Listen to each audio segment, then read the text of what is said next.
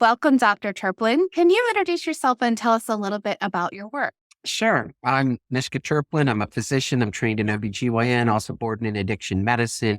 So my career, my interests, my clinical research, advocacy, public health work all lie along the intersections of reproductive and behavioral health. So that's meant centered on, but not exclusive to, the care of pregnant parenting people who use drugs. And I would say for probably at least the last 5 years, that work has included increasingly a policy and child welfare interface. Policy perspective, can you tell us why this topic of the intersection of substance use among pregnant and parenting people is so critical for people to be thinking about? There's lots of perspectives or lots of reasons. So one, drug use is common in general in the United States, which means it's also, not at all uncommon amongst people who get pregnant, stay pregnant, and deliver an infant. Second, we're seeing in the United States for the last 20 years, increasing rates of maternal mortality. So death in pregnancy or the year postpartum. And there's a lot of factors that drive that, but one of the drivers of that is the opioid crisis and increasingly the polysubstance crisis. And in many states, the leading cause, first or second leading cause of maternal deaths is overdose. So there's some towards 800 women are dying a year, and that's leaving behind children, families, communities that have been devastated by this. So that's important. And finally, I think how we treat those that are most marginalized reflects on us as a people and as a society. And pregnant people with substance use disorder, pregnant people who use drugs are amongst the more marginal. So we can reflect our humanity back to them, but also to the universe and the care that we should provide. What are some of the policies or practices that states adopt or that clinics adopt that you find particularly harmful? There's intentional harm, and then there's unintentional harm. And I would say much of the harm is more unintentional. We have for the last 10 to 20 years are in an environment, a state like environment of, on the whole, more punitive policies related to substance use and pregnancy being passed and going into law.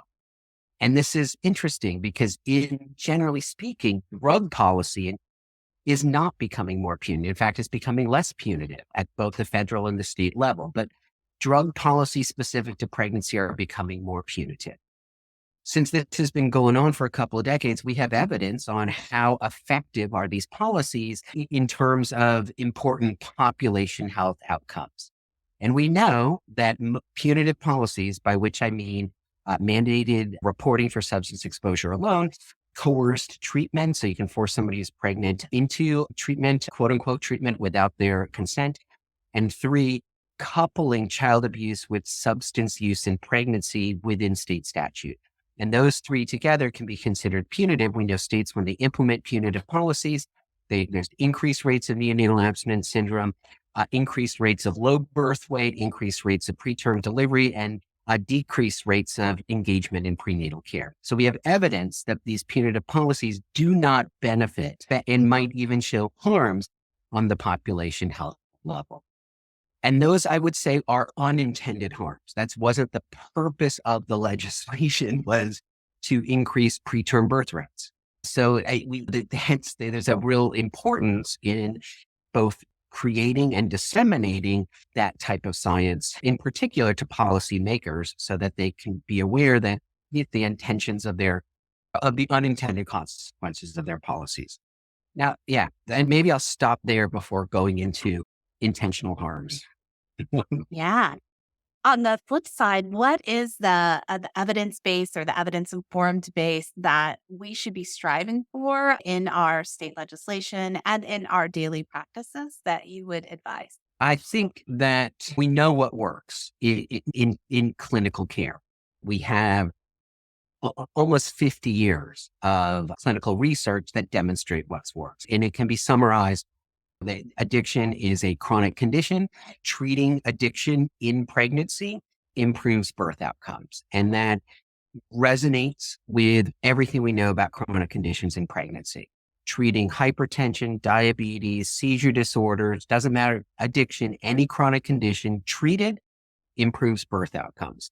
And that's captured in that healthy mother, healthy baby adage. On the policy level or the legislative level, it would be nice if that science were more reflective, or if science in general were more reflected in policy and legislature. And that is complex, but somewhere I will name physicians in particular as being somewhat responsible for having, to some extent, over the last couple decades, abdicated their public citizen responsibility of working with state legislatures to craft legislation that's grounded in science.